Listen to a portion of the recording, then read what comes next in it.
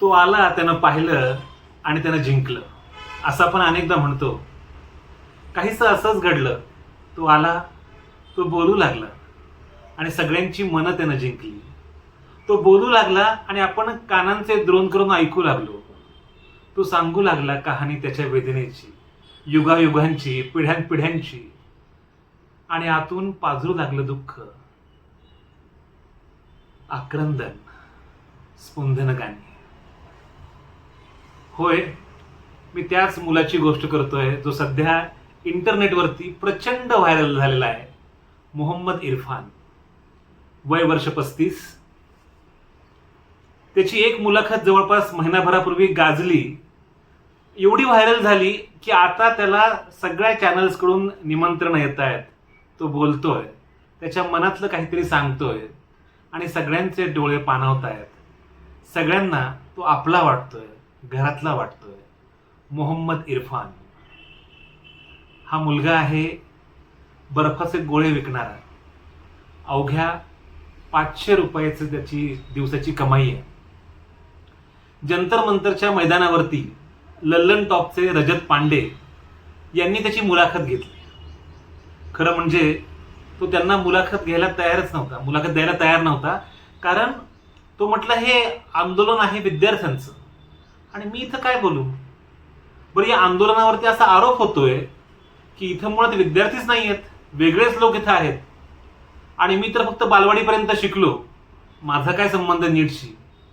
म्हणून मी तुमच्याकडे पाहत होतो, तुमच्या आसपास घुटमळत होतो, पण तुमच्याशी बोलायचा मला धीर होत नव्हता.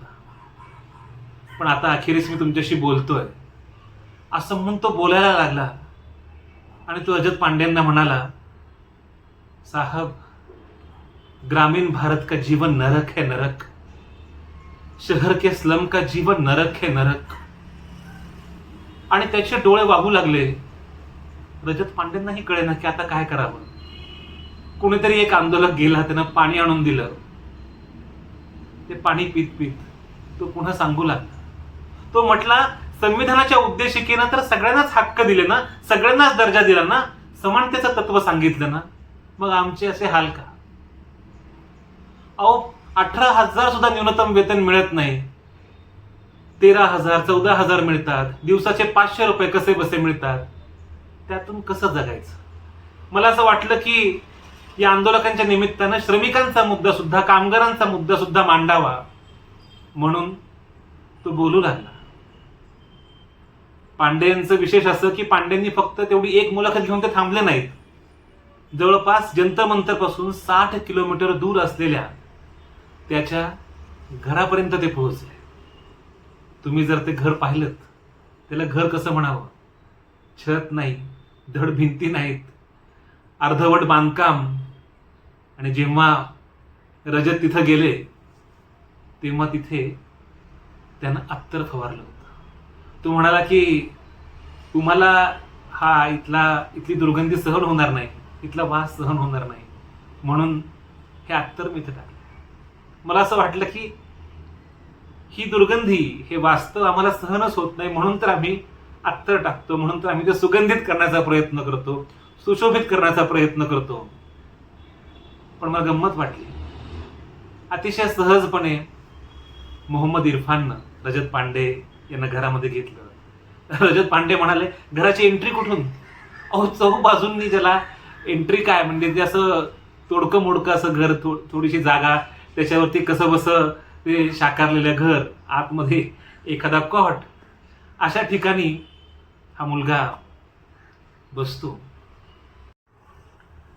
आणि तो सांगू लागतो, स्वप्न झरे फूल से, मीत चुभे शूल से, लुट गए सिंगार सभी बाग के बबूल से, हम खड़े खड़े बाहर देखते रहे, कारवा गुजर गया और गुबार देखते रहे.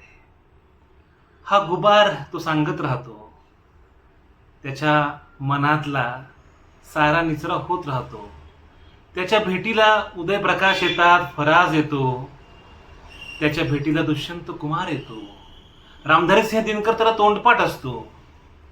आपल्याला असं वाटतं की हिंदी साहित्याचा हा ज्या हिंदी साहित्यामध्ये PhD केलेली असावी किंवा हिंदी साहित्याचा हा पदवीधर तरी असावा, पण आपल्याला कळतं की हा फक्त बालवाडीपर्यंत शिकलेला आहे. त्याला वाचताही येत नाही, त्याला लिहिताही येत नाही, इंग्रजी तर त्याला मुळीच कळत नाही. मग त्याच्यापर्यंत हे सारं पोहोचतं कसं? तो गुगलवरती व्हॉइस सर्च करत राहतो, युट्यूब युनिव्हर्सिटीमध्ये नवीन नवीन गोष्टी ऐकत राहतो, पाहत राहतो, आणि सारं फक्त पाठांतर करत नाही तर स्वतःच्या आतमध्ये मुरवत राहतो. म्हणून तर दिल्लीपासून 60 किलोमीटर दूर असलेल्या त्याच्या झोपडीपर्यंत कविता येत राहते. मला नेहमी असा प्रश्न पडतो की बाबा, तुकोबाची गाथा तरली कशी? ही तुकोबाची गाथा अशा मोहम्मद इरफान सारख्या लोकांमुळेच तर तरली. म्हणजे आपल्याला माहितीये की बहिणाबाई चौधरी ज्या कधीही शाळेमध्ये गेल्या नाहीत, पण त्यांच्या नावानं एक विद्यापीठ उभं राहिलं. जात्यावरच्या ओव्यांमधून नवीन नवीन गाणी, नवीन नवीन कविता स्फुरत राहिल्या. हा मोहम्मद इरफान बहिणाबाई चौधरींच्या विद्यापीठाचा विद्यार्थी आहे.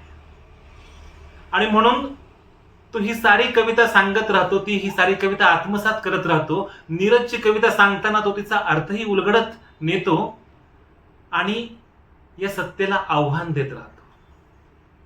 मला खूप विशेष वाटलं की एवढी हालाखीची परिस्थिती, पण त्यामुळे निराश न होता तो तिला ज्या प्रकारे सामोरं जातो ते केवळ आणि केवळ थक्क करणार आहे. म्हणजे विचार करा, अवघी 500 रुपयाची दिवसाची कमाई आहे.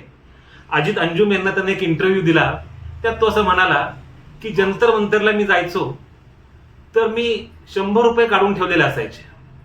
माझे वडील रागवायचे की दिवसाची कमाई जाते म्हणून, पण मी 100 रुपये काढून ठेवायचो. 54 रुपये लागतात मेट्रोला, तेवढे मी बरोबर बाजूला काढून ठेवायचो आणि मग लंगरला किंवा इथे तिथे जेवण व्हायचं. पण या लढ्यामध्ये आपण उतरलं पाहिजे असं मला मनापासून वाटायचं. बरं, ह्या मोहम्मद इरफानचं हे पहिलं आंदोलन आहे का? मुळीच नाही. म्हणजे मोहम्मद इरफान भारत जोडो यात्रेमध्ये होता, तो होता शेतकऱ्यांच्या आंदोलनामध्ये, पहलवानांच्या, कुस्तीगिरांच्या आंदोलनामध्ये तो होता, CA NRCच्या आंदोलनामध्ये तो होता. कारण तो म्हणतो हे सगळे लढे माझेच आहेत, हे सगळे लढे श्रमिकांसाठीच आहेत, कामगारांसाठीचेच आहेत. त्याला ऐकताना असं वाटतं की नारायण सुर्वे तर पुन्हा जन्माला आले नाहीत ना. कामगार आहे, मी तळपती तलवार आहे, सारस्वतांनो गुन्हा घडणार आहे असं सांगणारे नारायण सुर्वेच आपल्याला दिसू लागतात. कारण तो पुन्हा सांगतो आपल्याला की ही पृथ्वी शेषनागाच्या मस्तकावरती नाही तर श्रमिकांच्या तळहातावर तरलेली आहे. हे जे अण्णाभाऊंनी सांगितलं ते आपल्याला मोहम्मद इरफान सांगू लागतो. तुम्हाला गंमत सांगतो, त्याचा हा इंटरव्ह्यू खूप व्हायरल झाला. राहुल गांधी तिथे आले आणि त्याला अनेकांनी विचारलं की राहुल गांधी तुला काय बोलले? तो म्हटला राहुल गांधी मला काहीच बोलले नाहीत, मी बोलत होतो ते ऐकत होते. म्हणजे नंतर परत एकदा ललन टॉपला जेव्हा इंटरव्ह्यू झालाय तिथे अँकर त्याला म्हणतो की राहुल गांधी काय म्हटले, तर तो दुसरा म्हणतो अरे नाही, मध्ये 2दा फक्त संधी मिळाली राहुल गांधींना बोलायची. आणि तो भेटल्यानंतरच म्हणाला की मला तुम्हाला खूप काही सांगायचंय, माझ्या मनात खूप काही आहे. आणि तो सलग बोलत राहतो, अखंड सांगत राहतो आणि राहुल गांधींसारखा नेता ते शांतपणे ऐकतो. अनेक विरोधी पक्षाचे नेते, महुआ मोहित्रा असतील किंवा वेगवेगळ्या चॅनलचे लोक त्याला भेटले. ललन टॉपच्या ऑफिसमध्ये जेव्हा तो गेला तेव्हा इतकं चकचकीत ऑफिस, AC हे पाहून तो अक्षरशः घाबरून गेला, थिजून गेला. आणि तो म्हटला मुझे बहुत थंड बज रही है. कारण AC मध्ये कधीच नाही, सगळं आयुष्य त्या उन्हाच्या काहिलीत गेलेलं. त्या अँकरनं त्याला जॅकेट दिलं आणि तिथं उभा राहून तो पुन्हा कविता सांगायला लागला. कवितेच्या ओळी बोलत असताना ललन टॉपचा अवघा सगळा स्टॉप आहे ऑफिसचा, तो उभा राहिला आणि सगळे जण त्याला टाळ्या वाजवत होते. तो म्हणाला मला कळत नाही मी काय बोलू, पण तुम्ही लोक आहात, तुम्ही लोक आमचा आवाज आहात. सत्तेच्या सिंहासनापर्यंत तुम्ही आमचा आवाज पोहोचवू शकता. आणि लोकशाही म्हणजे असतं तरी काय? लोकशाही म्हणजे असतो संवाद. अहंकारानं काहीच होत नाही. तो म्हणाला पहा ना, अण्णांना UPAच्या गव्हर्नमेंटनं नारळ पाणी पाजलं, पहा ना या सोनम वांगचुक यांच्या वडिलांना इंदिरा गांधींनी नारळ पाणी दिलं, ब्रिटिशांनी गांधींचे उपोषण सोडवलं. या सरकारला संवाद करायला काय हरकत आहे? ते बोलत का नाहीत? अतिशय तळमळीनं, अतिशय आतून मोहम्मद इरफान बोलत राहतो. आणि आपल्याला असं वाटतं की अरे, लोकशाही कुठपर्यंत मुरलेली आहे. त्याला समानतेची, स्वातंत्र्याची, लोकशाहीची सगळी व्याख्या कळलेली आहे. आणि तो कुठल्याही शाळेत, कुठल्याही विद्यापीठात, कुठल्याही कॉलेजमध्ये गेलेला नाही. म्हणजे पोथी पडपड जगमुआ पंडित हुआ नकोय, ढाई आखर प्रेम के पढे सो पंडित होय, ही 2.5 अक्षरांची गोष्ट जी आहे ती तो इथल्या जगण्यातून शिकलाय. आणि त्याच्यामुळे तो सांगतो की माझ्या वस्तीमध्ये आसपास लोकांना व्यसन आहे.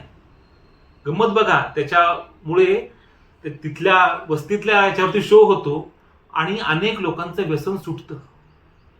पण या पोराला मात्र व्यसन जे आहे ते आहे आंदोलनाचं. त्याला व्यसन आहे इथल्या सर्वसामान्य माणसाला न्याय कसा मिळेल याचं. आणि त्याच्यामुळे तो हा मुद्दा पुन्हा पुन्हा शक्य होईल तिथे तळमळीनं मांडत राहतो. मला असं वाटलं की सत्तेला एक कविता प्रश्न विचारते. आणि जेव्हा सत्तेला एखादी कविता प्रश्न विचारते ना, तेव्हा तो प्रश्न फार गंभीर असतो. एखादा अश्रू एखादी व्यक्ती ढाळते तेव्हा ते केवळ वेदनेचं लक्षण नसतं, ती त्याच्या असहाय्यतेचं लक्षण नसतं. म्हणजे मुनव्वर राणांची ओळ आहे, एक आंसू भी हुकूमत के लिए खतरा होता है, तुमने देखा नहीं आंसू का समंदर होना. आणि त्यामुळे एखाद्या अश्रूमधून, त्या वेदनेमधून जेव्हा असा समुद्र उभा राहतो ना, तेव्हा मोहम्मद इरफान आपल्या गावी येतो आणि तो आपल्याला आतमध्ये डोकवायला भाग पडतो. कारण जे महात्मा गांधींनी सांगितलेला आतला आवाज आहे तो त्याच्यापर्यंत पोहोचलेला आहे. बाबासाहेब आंबेडकरांनी जे नव्या निळ्या पहाटेचं स्वप्न दिलंय ते त्याच्यापर्यंत पोहोचलेलं आहे. आणि म्हणून तो म्हणतो जय श्रीकृष्ण आणि जय भीम. आणि त्याचा सलाम जो आहे तो असा सतरंगी जेव्हा असतो तेव्हा मला असं वाटतं भारतीय लोकशाहीविषयी आपल्याला पुन्हा एकदा विश्वास वाटायला लागतो. भले कुणी कितीही हल्ला करू देत, पण तो जेव्हा कवितेच्या ओळी सांगायला लागतो आणि तेव्हा असं वाटतं येस वी कॅन. म्हणजे तो दुष्यंत कुमार सांगायला लागतो, हो गई है पीर पर्वत सी पिघलनी चाहिए, इस हिमालय से कोई गंगा निकलनी चाहिए, मेरे सीने में नहीं तो तेरे सीने में सही, हो कहीं भी आग लेकिन आग जलनी चाहिए. हा आतला आवाज जेव्हा बाहेरच्या आवाजाशी त्याची फ्रिक्वेन्सी मॅच होते ना, फिजिक्समध्ये त्याला म्हणतात रेझोनन्स. हा रेझोनन्स साधणारा मोहम्मद इरफान आपल्याला भेटतो आणि आपल्या सगळ्या मध्यमवर्गीय जगण्याचा सगळा अवकाश तो बदलवून टाकतो, नवा पर्स्पेक्टिव्ह आपल्याला देतो. मला असं वाटतं मोहम्मद इरफान ही आपल्या सगळ्यांसाठीची प्रेरणा आहे. तो ज्या घरामध्ये राहतो ना, त्या घराचं भाडंही घेत नाही रमेश बाबू नावाचा माणूस, जो राहतो रोहिणीमध्ये. म्हणजे अतिशय इलिट अशा भागामध्ये तो माणूस राहतो. त्याचं नाव रमेश, याचं नाव मोहम्मद इरफान. तो म्हणतो श्रीकृष्णाची गोष्ट, तो सांगतो दुष्यंत कुमारची गोष्ट, तो सांगतो फराजची गोष्ट, मैं हद से बढ़ने लगा हूं, मुझे मार दीजिए, हे तो सांगतो. त्याच्या डोळ्यातला आत्मविश्वास, त्याच्या डोळ्यातली भावुकता, त्याच्या डोळ्यातलं सरोवर सगळं आपल्यापर्यंत पोहोचतं. डोळ्यांच्या कडा ओलावतात, पण तरी सुद्धा एक आशा ठरते. मला असं वाटतं उम्मीद ही है जी आपल्याला एका अर्थानं कायम असते. आणि त्याच्यामुळे या आशेवरतीच आपण तरत असतो, तगून राहत असतो. ही उम्मीद बनी राहील हा विश्वास आपल्याला मोहम्मद इरफाननं दिलेला आहे. ती उम्मीद आपण जागवूयात. इरफान मोहम्मद विषयी तुम्हाला काय वाटतं नक्की कळवा आणि चॅनलला सबस्क्राईब करायला विसरू नका.